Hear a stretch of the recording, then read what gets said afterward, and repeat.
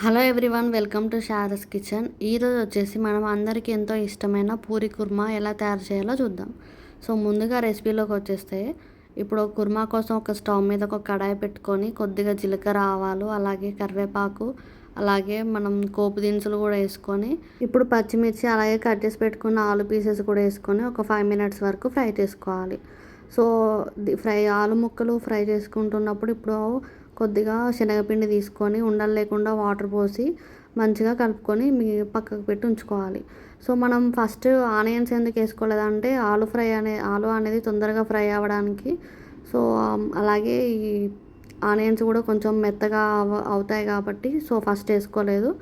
So ఇవి కొద్దిగా మెత్తగా అయినాక ఆలు పీసెస్ అప్పుడు మనం ఆనియన్స్ వేసుకుంటే మనకి సో ఇవి కొంచెం స్మూత్గా ఉంటాయి, అలాగే కుర్మాలోకి టేస్ట్గా ఉంటుంది. సో ఈ విధంగా వేసుకొని మంచిగా కలుపుకొని మూత పెట్టుకొని ఒక 5 మినిట్స్ ఫ్రై చేసుకోవాలి. ఇప్పుడు కొద్దిగా సాల్ట్ వేసుకొని మంచిగా ఫ్రై చేసుకోవాలి. సో సాల్ట్ వేసుకోవడం వల్ల తొందరగా కుక్ అయిపోతుంది.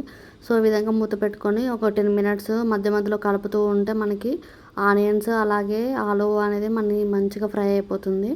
సో ఇప్పుడు వచ్చేసి ఆల్మోస్ట్ ఫ్రై అయిపోయినట్టే.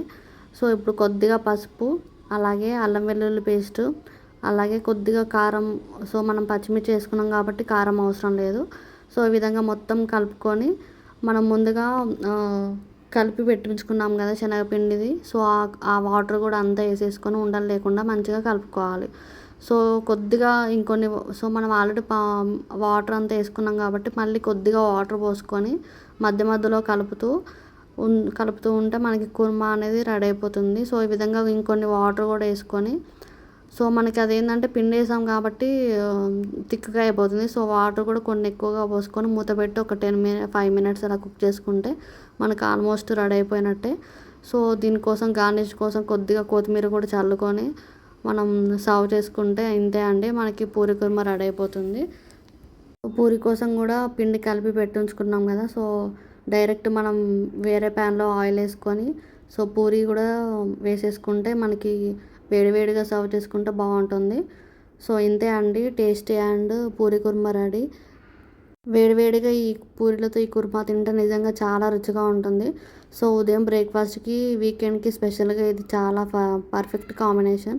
సో మీరు కూడా ఈ రెసిపీ ట్రై చేసి ఎలా వచ్చిందో కామెంట్లో చెప్పండి. వీడియో నచ్చితే లైక్ అండ్ షేర్, సబ్స్క్రైబ్ చేయండి. ఇలాంటి టేస్టీ రెసిపీస్ కోసం సబ్స్క్రైబ్ చేయడం మర్చిపోవద్దు. సో ఇంతే అండి, థ్యాంక్ యూ ఆల్.